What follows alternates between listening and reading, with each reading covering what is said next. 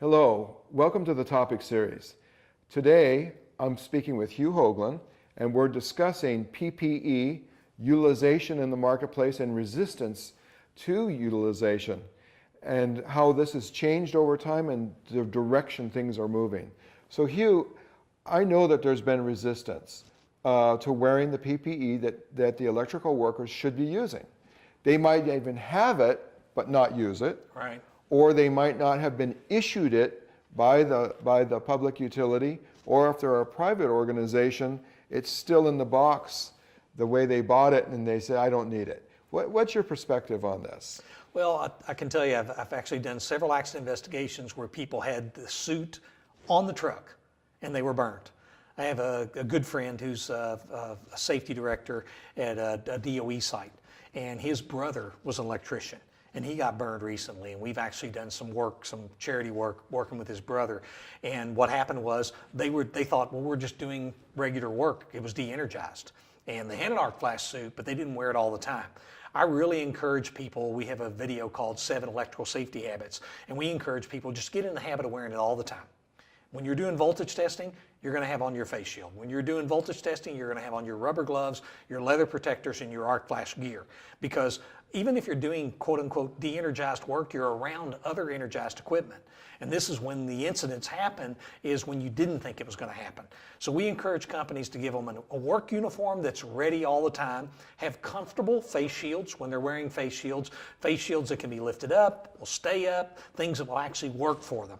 And so a lot of the things that you've invented and worked with over the years are things that really make it practical to wear the PPE, because we want them in it all the time, because that time that you thought it wouldn't happen is often when it will happen. So that's really a big deal.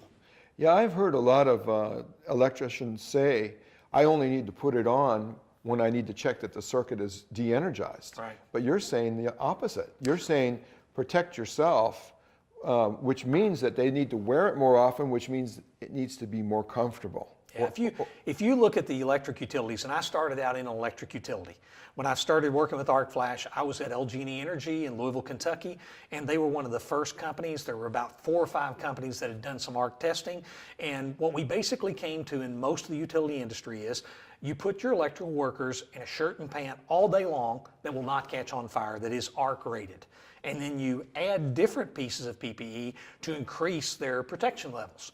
And then now face shields are coming in to the utility industry, and they've been in other industry for a long time, and it's just making it so it's just part of what they wear. Just like our soldiers wear their BDUs, they put on their bulletproof vests, they put on whatever they're supposed to be wearing. You make it as units that fit and work together rather than something that's separate.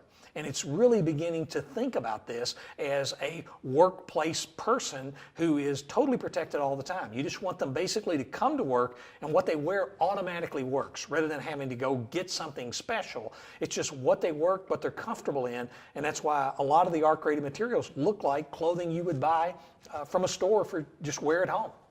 Yeah, I just the other day was looking at some pants that I thought were regular pair of denim jeans, but yet they had an arc rating right directly on the jeans. Yeah, and so, I remember when denim jeans, arc flash denim jeans, a guy told me, you'll never see arc flash denim jeans because you have to produce denim in 1 million yards a week.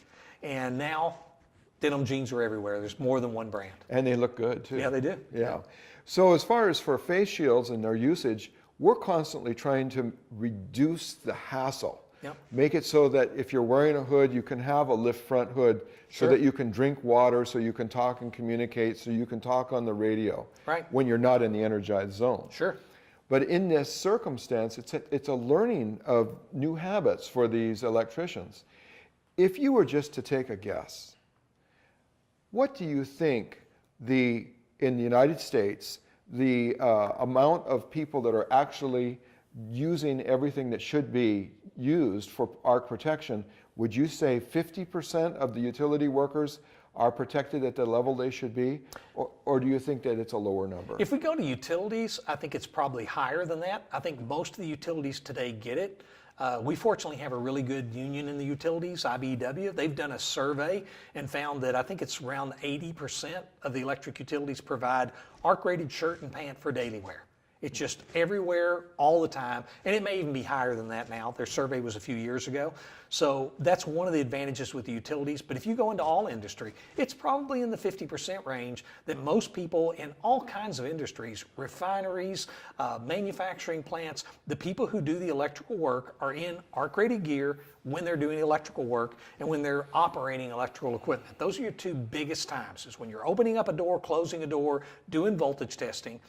Most people don't do energized work, but they are working on energized equipment in the process of de-energizing or in the process of re-energizing or testing. And all of that is work that requires the right PPE because things can go wrong. Yeah, things happen. Yeah. There's no doubt about it. Right. So you're thinking somewhere around 50% in industry, Yeah. 80% plus in utility. 80% plus in utilities. How do we get to a higher level? Is it through education?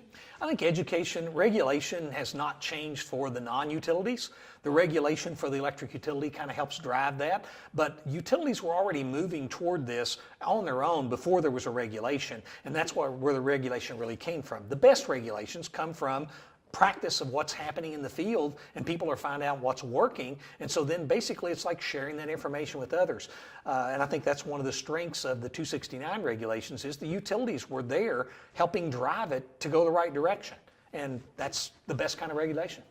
Yeah, I really enjoy the studies that are in the 269 because they give all of these statistics and measurements that they've made over a number of workers, Right. whereas I don't know of anywhere else that had such interesting information such as that. Yeah, it's one of the most interesting standards out there, at least in electrical. It's amazing the work that was done behind 269, and then now 70E for the industrial side is similar. And the National Electric Safety Code, which kind of picked off of 269, updated a little bit, and now 269's kind of leapfrogged it again. So we have lots of groups out there that are working to make workers safe all over the world. I mean, there's Peru and Chile and different countries around the world are already doing similar things, learning from what we're learning in researching PPE, developing PPE. We've really helped change the world. Yeah, I agree. I've seen in a lot of these other countries, they look to the United States, to the standards that we've put in here, Sure. and then they'll use that as their baseline to begin their own work, to develop their own standards. But right. I've talked to them about it, and they say, why should we reinvent the wheel? It's already been figured out. Exactly. So the work that you guys are doing on the ASTM committee and the work that the NFPA 70E standard committee is doing is changing the world, making it safer and saving lives. Sure.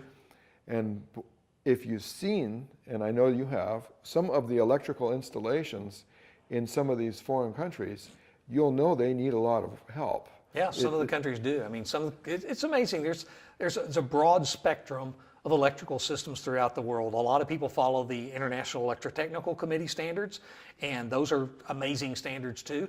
And it's interesting, in Europe, most equipment has to be touch safe since 1991. But anything that was installed before that is much more like our normal equipment here. So we're all learning from one another, and it's a good thing. Yeah, it all works towards the goal of making it to be safer for the people. Sure. You want to make it safe, and you want to make it reasonably cost effective so everybody wins. Yeah, I think that's very good. Well, Hugh, thank you very much for that update of what we can expect to see from the standards. And then please do continue your work on that towards a safer America. Thank you.